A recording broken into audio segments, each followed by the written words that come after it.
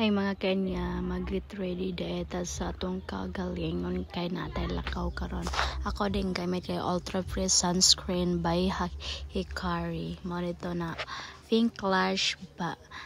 And then the eyelashes kanang mag-drawing kasi imong kilay og sa mata. And then nagamit ko ag Brilliant by Brilliant.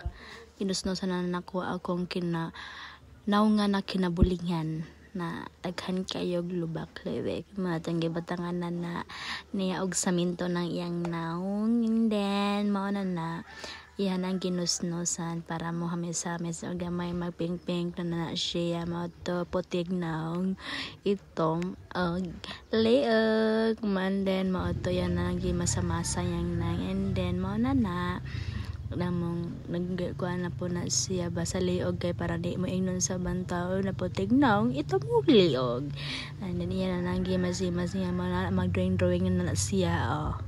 Ay sig paibog-ibog na imong lapis na way lami. Sige paibog way lami. Mo to gidrawing nga na niya ang iyang naong. Iya deng kilay mo to gidrawing nga gibutangan na niya og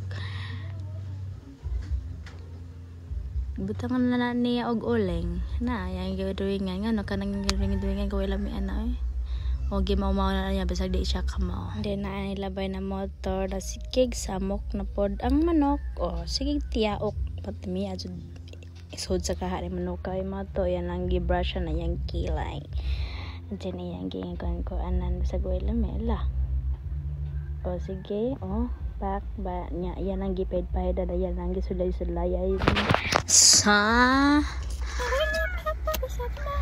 Jellycomb hair gel. Okay, na siya gel na siya na siya isudlay, and then back see isudlay na niya kay kinadaghanan kayong baby hair bisag dry kayong buhok, and then na to mara lang gitilapan sa kabaw iyahang ulo, and then grabing kalingan niyang ulo back mo rito mara na kung naong simple ra kayo mara na see piling guwapa pak ta nagpagpagwapa ta we di ay mula ko da ko kay na may volleyball karon unta lang makamao ba ni mag volleyball day may karon see mo na nang naong sa mo volleyball. Okay, bye sa everyone.